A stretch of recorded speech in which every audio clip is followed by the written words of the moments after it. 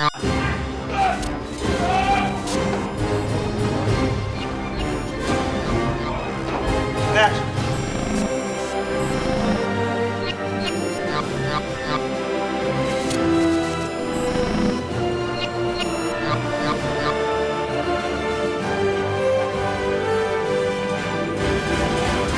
Progeny is a really interesting episode that kind of follows a bit in the footsteps of in SG1. This is bringing the Replicators franchise into Atlantis. Look, they're very similar to an artificial intelligence that SG1 encountered several years ago that evolved from a tiny block replicator into human form. You know, they have a gate address for another potential Atlantean city. They send a probe through, and we meet Liam.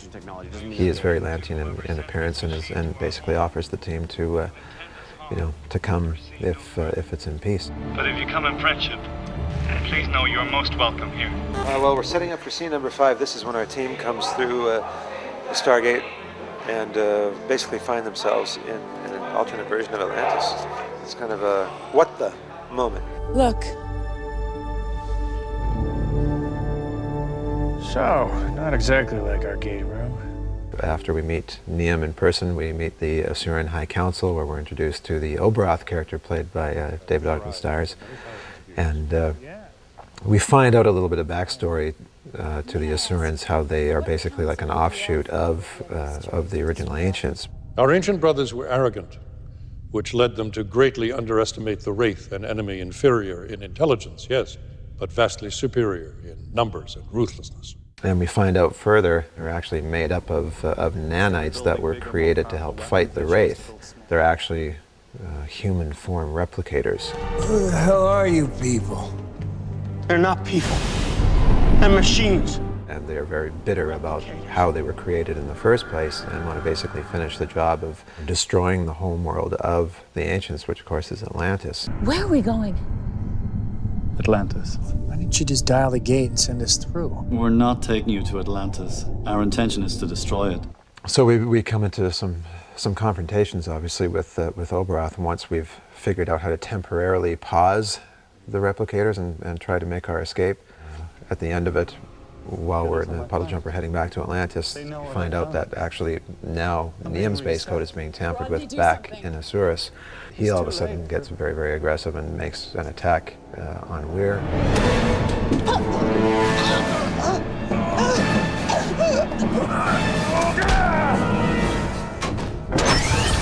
At which point we have no choice but to eject him out of the back of the ship.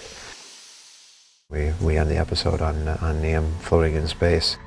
When I read the script in the first place, I just thought that it was sensational. I mean, it's such a clever story. And the fact that the Ancients aren't and haven't been perfect is great, and it ties so well, and it set up that whole premise, and it shows the flaws, and it's great.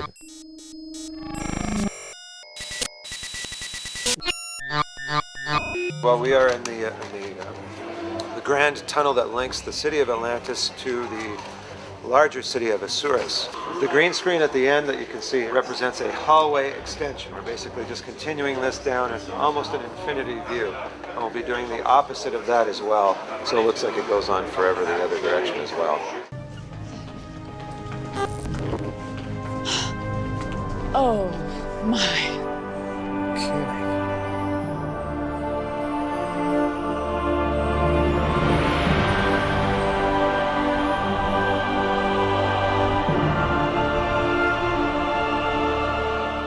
We have an actual pass-through vis effect that we're going to do, which means I have to swap over the rear screen projection puddle with the actual green screen for the pass-through. But it's always nice when someone's not actually passing the event horizon that we can use the cheap version. But with the development of projection systems, we're able to convincingly project the gate, among other things. For Progeny, the green screen work was pretty extensive, and it's always a little bit tricky because you're putting people in an environment where you basically, it's a leap of faith for the actors. You have to explain to them what it is that they're seeing, and you're hoping in your own mind as you're explaining it to them that it's actually going to translate the way you are explaining it. And what we've done for this scene is revealed through the opening of these doors to the green screen that we've actually launched Atlantis from its housing, as it were, and show the audience once and for all that Atlantis is in fact a ship.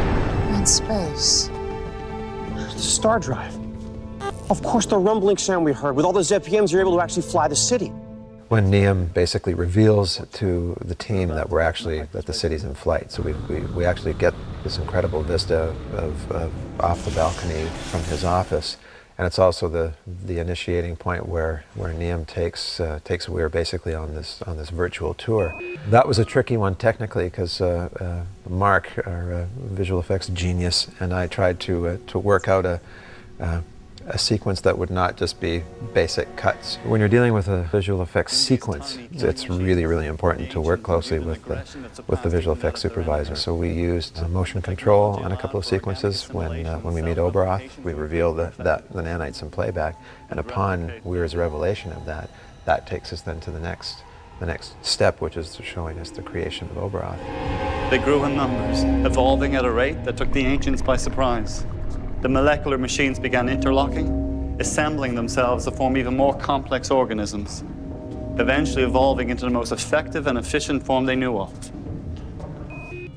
I think the sequence, when it's all done, is going to be really cool.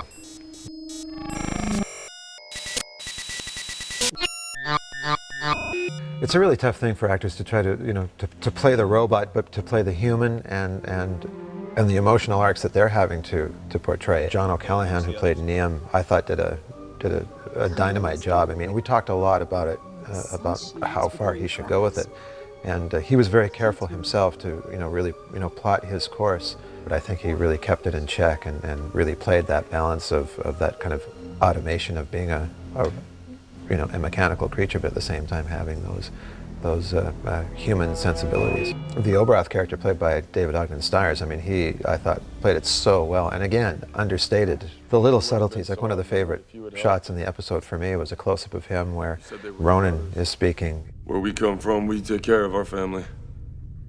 The way he just locks onto his eyes and then, turns his head and then locks onto the next person talking. It was just he nailed it right on the head with that performance.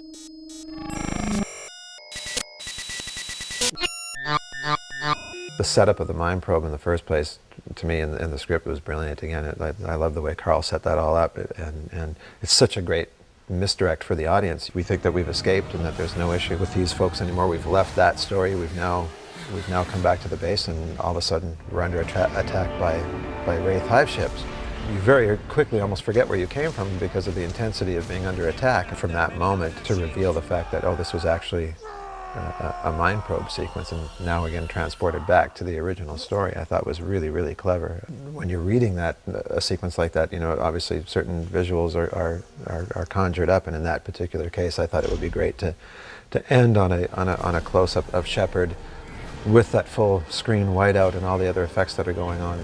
Yeah, I just thought it was a good transition. There were several great moments for me in that episode, and some of David's moments for me were the most fun. Yes. The scene with Weir when he's trying to fodder for more information about where we're from. I loved that scene, and loved both Tori's performance and his performance. I am unaccustomed to repeating myself. However, leader to leader, I will say this once again. We will eliminate the Wraith at a time of our choosing. The other one that sort of stood out for me was once McKay had activated the actual temporary freezing. They're starting to make their mad dash for the jumper, and they come around the corner, and there's Oberoth. I mean, that was a great moment as well, the way David just started throwing everybody around. That was a lot of fun. Huh. Not so arrogant now, are you?